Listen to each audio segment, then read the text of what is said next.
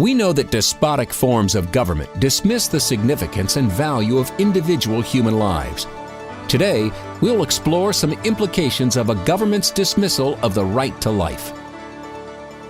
Brian Johnston is the Western Director of the National Right to Life Committee. He has served in many capacities while advocating for innocent lives, as California Commissioner on Aging, as Chairman of the California ProLife Council, on the board of the National Legal Center for the Medically Dependent and Disabled. And now here's our host, Brian Johnston.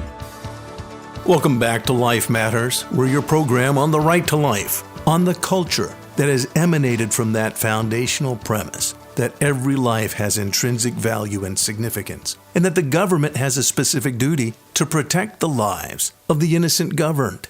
That's the reason we have government. That's the reason that policemen are given badges and guns, so that society can protect the lives of those who are at risk of having their lives taken unjustly.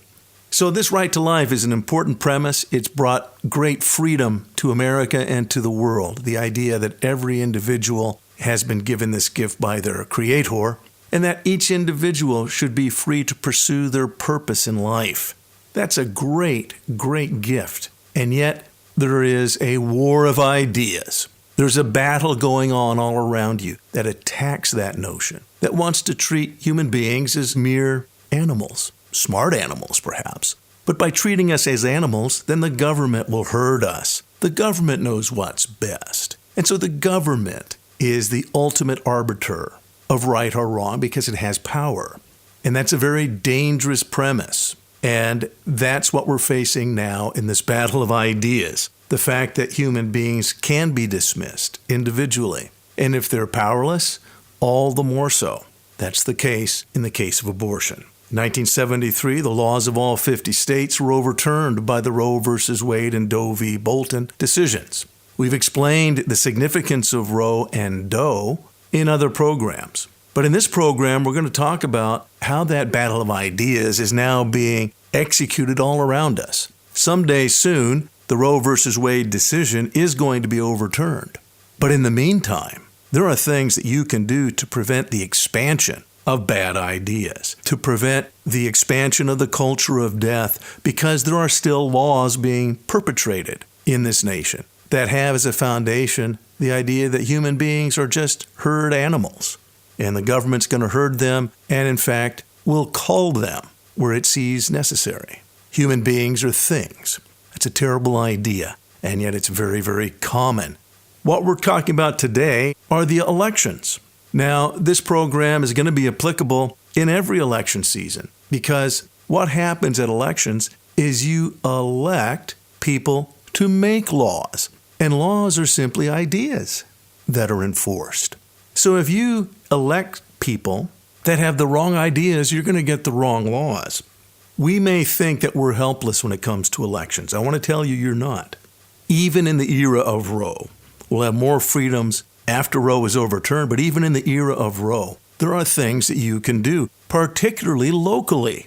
We always think of presidential elections in presidential year. Or we think about Congress. We've seen Congress thwart presidents or assist presidents. So we tend to think on the highest level, the big picture. But the big picture is actually composed of local elections. In every town, city, and hamlet, in every state in the United States of America, there are more local elections. We might know about the state offices, but the real place you can be significant is in your very local office, and that is the office of school board. It takes a handful of votes, really, to win some school board elections. It's the smallest of all, depending on your particular community, but typically it's the smallest definitive jurisdiction, a school district, and often they're broken down into smaller districts within that school district. So a handful of votes can turn an entire election. Your vote in the presidential election is a drop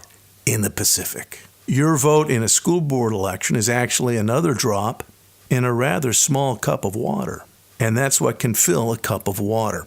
So if you pay attention to your school boards, you can have an impact. Planned Parenthood targets school boards. Planned Parenthood wants to supplant parents. Planned Parenthood, contrary to its term, is actually Planned Parenthood. It wants to promote abortion at all costs. It wants to get into the minds of your children. In one county in California, Los Angeles County, they have taken over 50 high schools, and they were aided and abetted by the county school board. But understand what they're doing. These are third-party people. These are not teachers. These are not school counselors or psychologists hired by the school. These are not principals. This is a third-party agency that's not accountable to you. And they want to control how your kids think. They want to promote abortion. They want to promote their view of sexuality and personal responsibility. They want access to your kids. Only school boards can stop that. Here in California, you know that getting a secret abortion and taking a child from school without telling parents, well, that's illegal because of court decision, the Myers decision. But it's determined school board by school board as to whether that school district will permit it in that district. So the school boards and the school districts have incredible power. Your opponents know that in this battle of ideas. So we're going to talk about that and how you can impact the most local of elections. If you don't pay attention to this, if you only think about elections on election day, you've lost. You're not paying attention to the battle of ideas. Because election day, particularly now, most elections in California are actually performed through the mail or through drop-off programs. And having a local polling booth is becoming less and less common. So election day in this year, it's March 3rd of 2020, but that's merely the day that votes are tallied. Votes are being cast from February 3rd. So this is a long election, and it's of great significance if you are not paying attention, if you don't recognize the battle of ideas and how real it is and how immediate it is to you in your local town, then you've lost. So we're going to equip you now. We're going to join Sheila Green, Central Vice President of California ProLife Council, and Bob Cièlnicky, who has worked in the pro-life movement and was at one time the Southern Vice President of California ProLife. They're going to talk about what you can do, and I'll join you afterwards. We'll be right back after this. Life Matters continues after this. They say sunlight is the best disinfectant. Did you know that California has a law in the books that says you need to protect babies born alive in the course of an abortion? But that law is simply ignored. The current legislature and Governor Newsom's administration support all abortions all the time. And they simply do not examine or regulate the practice even though our tax dollars pay for it. We need to shine a light on this cover-up of the abortion industry in our state. Go to CaliforniaProLife.org and click on the Light of Day Project. We need the facts about late-term abortion to be examined and made known. We need the government doing its job to protect lives. We need the light of day on this. Go to CaliforniaProLife.org. And now back to more Life Matters with Brian Johnston. So we're joining right now Bob Cièlnicky from Orange County. Bob has been involved in the pro-life movement for many, many years. And years ago, I met Bob when he was the Southern Vice President for the California ProLife Council. We also have Sheila Green, who is the Central Vice President of the California ProLife Council.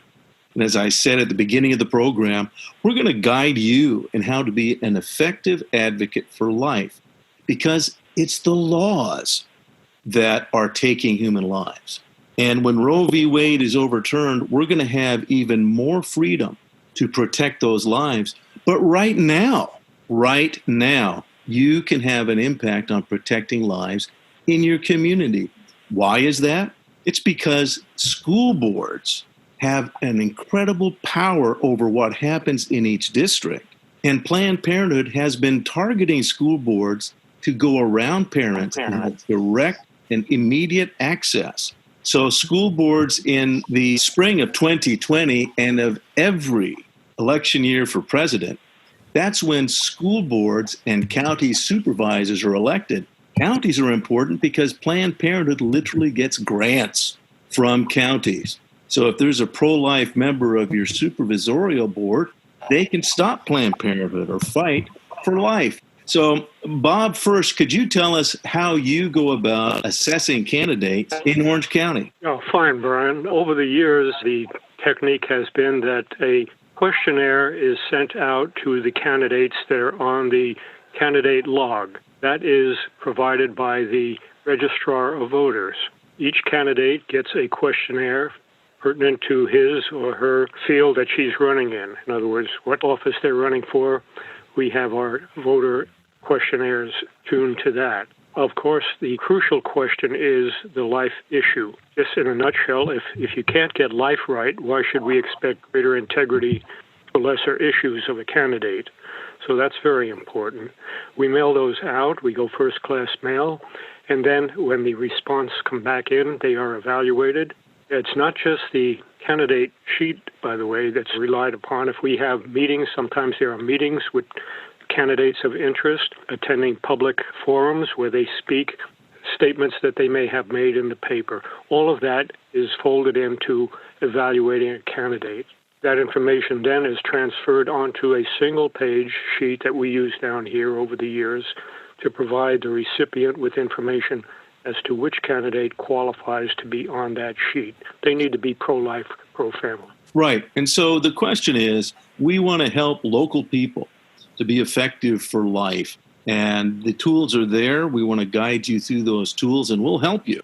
You can go to CaliforniaProLife.org to get more information if you don't fully get what we're talking about here. Bob had mentioned that they send out first-class mail, and that's historically been the case. But now you can actually save money and you can send an email. And we do that. We have questionnaires that we'll make available to you that apply to both city, county, state, and then congressional questionnaires. And we'll tell you how to access those in just a moment. But I'd like Sheila Green. Sheila, you've been working on this in Stanislaus County. Yeah. Go through the method that someone anywhere in the state should follow in order to find out who's running and to find out their position. Well, in Stanislaus County, and I think on most counties, on their website, they have the registrar of voters and they should have a candidate list. So if you're familiar with navigating the web, it shouldn't be too hard to find. So for instance, in Stanislaus County, if I go to the main website, I just have to click on elections/registrar of voters. You go in there and it gives you a link to the current election. And it gives you a list of everybody who is running for the March primary. And the list is actually quite informative. At one point they were providing, and they still do provide, even contact information for the candidates. So in Stanislaus County, we have federal, they have the representatives, they have people running for state office, they have judges, which we're not actually sending questionnaires to, and then they have county level offices as well that are in the March primary. And it's very convenient here because, as I said, they have contact information right there in their list. They have email, phone number, as well as physical address. So I prefer to send email, and I follow it up with a phone call if it's provided, which for most people it is provided. Yes. And so this can be done in whatever town or community you live in. And Sheila, you found a web link at the Secretary of State's website for the state that actually helps direct people to their county to find out who's running. Yes, this is for federal and state level. It's not for people running for local, but if you want the local candidates, you have to go to your county website. But if you're looking for the people running for Congress, as well as people running for state office, if you go to the Secretary of State website, and I'll give you the URL, it's sos.ca.gov. If you click on the link at the top of the page for elections, and I'll just do it as we're talking about it, and if you move down the page, there's like 6 buttons, and one of them says upcoming elections. So you click on that one. And then underneath the title upcoming elections, they have several links. What we want to do is make sure that you locally know what is going on with candidates in every presidential election year. The primary is when you not only elect nominees for higher office, but it's the only time you can vote on your county school board and your county board of supervisors. And there's questionnaires, you can get to them. You want to assess them. There are other ways to assess them, but this is the quickest and easiest. And then there are judges At another time, it's a little more complicated. We're not going to ask you to do it, but there's a way to assess judges, and those are important positions too. And we'll let you know about that as the election comes along. Our PAC publishes as much information as we can get, but for your county and your school board and school district, for your town, village, or hamlet, you've got to put a little effort in. It's not that hard. So we want to remind you, these questionnaires are important. You can go to CaliforniaProLife.org, and then here's a hidden URL. It's CaliforniaProLife.org/2020-questionnaires. That's CaliforniaProLife.org/2020-questionnaires. And you will see the questionnaires that you can use locally. We will need your help, not just for your town or village, but we're going to need your help on the assembly races and Senate races for California as well, because there's a lot of candidates that'll run. Mm-hmm. And we have got more elected representatives in California than a lot of states. And for each of those offices, there's a lot of folks that want to throw their hat in the ring. We want to find out about them. Mm-hmm. And we want you and your neighbors in your town to vote for good pro-life candidates. So your help is needed. So that's CaliforniaProLife.org/2020-questionnaires. And you can get those questionnaires and then get them out there. And the process is very clear, as Bob has mentioned, as Sheila has mentioned. You can go name by name, and you can have some friends help you if you'd like. There are many people in the state doing this now for the primary. It needs to be done. And if it's not done, when election time comes, folks won't know what to do. Just a brief comment I mentioned at the beginning of the program. The date of the election, March 3rd, is not really when the election's taking place. That's the date that the votes are tallied. That's the final day. It's February 3rd that the state is going to send out absentee ballots to every voter. Voting begins February 3rd. So doing this is very, very important, making sure that your local churches, pro-life community understand who is pro-life.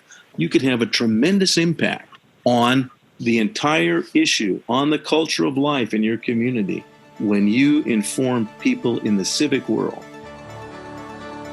Life Matters continues after this.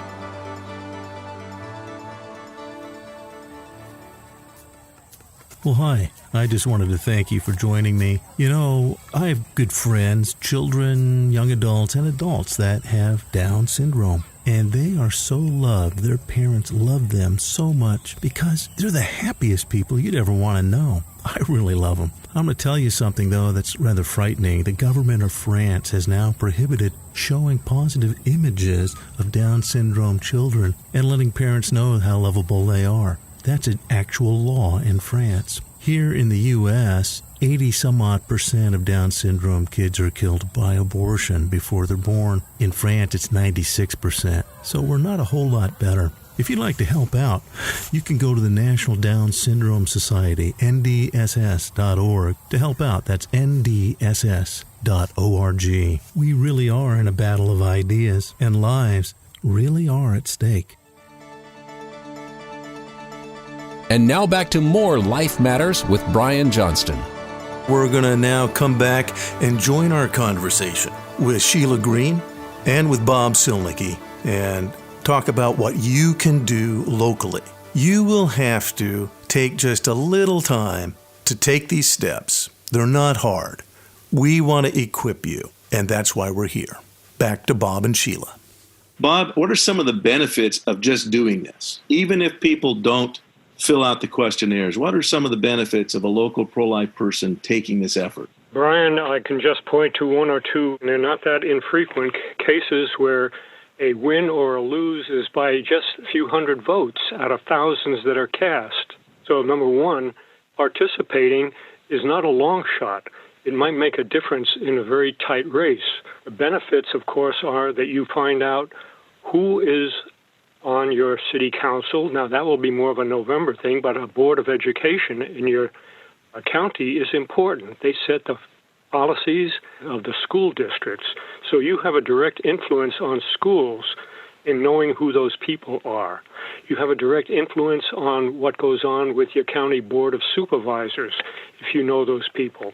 And the connection is very close in that context. I was just looking at a newspaper headline here in Orange County. The former mayor of Los Alamitos is being selected by President Trump to fulfill a position. Understand the jump that was involved there? From city mayor, from a city councilman mayor, to assisting in an appointed position by the President of the United States. This is what happens, folks. It's very important to the election process at the local level. Yes. And I told folks already about my experience with Bill Morrow, who became a state assembly member and a state senator and has continued in his retirement to be a pro-life advocate in the legal world, and how he told me it was learning about the details of the issue when he first was running. It opened his eyes that this did matter. So just communicating with a candidate, you can transform their opinion, but these are people who are making laws. This is how the culture of life is spread, through the civic process. And it's critically, critically important. Sheila, other issues you see? Yes. I wanted to finish what I started with respect to the Secretary of State's site. So you go to the Secretary of State's site, sos.ca.gov, click on the link for elections, then click on the button for upcoming elections, then click on the link March 3rd, 2020 presidential primary election. I was actually correct before. And you just move down and it has candidate information. And underneath that, contact lists for all statewide candidates. And if you click on that, it will give you contact information for those running for president. And if you want to contact President Trump, it'll tell you how to get to him. It will give you contact information for people running for the congressional districts, for all the congressional districts in California, as well as people running for state assembly and state senator, all their contact information. So all the information you need on the state and federal level is in that Secretary of State's website. That's right. But most importantly, we're going to need your help as a listener in your county, because only local pro-life people can impact. I can't get down to Pacoima. Bob can't go to Pasadena. Sheila can't go up to Eureka. Wherever you live, you can put your hand to the plow and make a difference. And as Bob has mentioned, I know races a lot closer than a few hundred. The school board races are the smallest amount of voters for a particular electoral office. So one church can actually deliver an entire district, because races have been as close as 40, 50 votes, often less. And by knowing who the good candidates are, and we help you distribute information on these candidates, it's perfectly legal. Churches should have been doing it, but because of the repeal of the Johnston Amendment, they should never have prohibited discussion of these issues, but it's perfectly legal to discuss moral, civic issues in church and where the candidates stand. And yes, the pastor can even say who they personally are going to vote for. That is legal. And the silence of the church, the silence of the lambs, if you will, has allowed a continued American Holocaust. And even in California, there are things that you can do that will impact the law. We must impact the law because it's the law that's allowing the expansion of the abortion industry. Thank you, Sheila, so much. Appreciate all your work for California ProLife. And Bob, thank you so much for all of your work over the years in Orange County. We hope to have you both back soon. All right. Thank you, Brian, for having me. Yes, thank you, Brian, for what you're doing. Well, I'm glad you heard that. Those are two great warriors, two real saints whom I admire. Bob and Sheila are committed and they're volunteers. And you can too. You can volunteer to be a guardian of your community, to bring the battle of ideas to the fore so people see it. Most of the time it happens in the fog of war and people's foggy understanding. Tricky words are used, not just by Planned Parenthood, not just by our political opponents. Tricky words are often used by the media openly to dissemble and distract from the real significance of these laws. So you need to wake up, get woke, as they say. You need to wake up, smell the coffee, and realize these are your laws. You elect these people that are making these laws. If you go to CaliforniaProLife.org, we'll show you how to do that. Everything you heard about on this program is there. You can get the questionnaires for local candidates. Please call 800-924-2490. That's 800-924-2490. And tell us you want to help in your local community. Give the specifics of where you live and immediate contact information, and we'll equip you to do this. We're not going to be able to do it for you. We can't do everything. You're an American citizen. I often have people tell me, well, that's your ministry. My ministry is fill in the blank. Well, you don't understand. This isn't about ministries. This is about being a citizen. You're not a citizen? Oh, I know I'm a Christian that gets involved when I morally am offended and emotionally feel concerned, but it's not my ministry to get involved in politics. I'm sorry. That's not considered a ministry. That's considered a responsibility. And it's really time, if you haven't paid attention to these things, you gotta grow up and take on these responsibilities as an American citizen.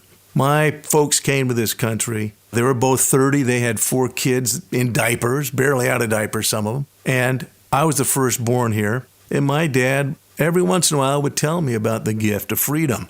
And he did not come from a third world country. He didn't come from behind the Iron Curtain. He came from Ireland. But even Ireland has a very different view of government. It has a very different view of freedom.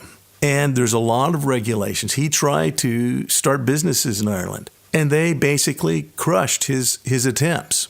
So there's many aspects to the freedoms you have, but it begins with the foundational premise that every life has intrinsic worth and value, that every life should be protected under the law. The right to life is a foundational premise you need to fight for. And if you don't see it being taken, then you're going to lose. So we welcome you to be involved. Again, call our 800 number, 924-2490. We'll help you out in your county, wherever you want to volunteer on this. To follow Life Matters on all social media and to subscribe to the Life Matters podcast, go to lifematters.life, where you will find everything you need to know to share life, culture, and the battle of ideas with everyone you care about. Life Matters is a production of the California ProLife Council, the state affiliate of National Right to Life. Wherever you are in the nation, you can find out more at National Right to Life. You can find vital pro-life information and also find the access to your state and local Right to Life affiliate. Get informed and get involved.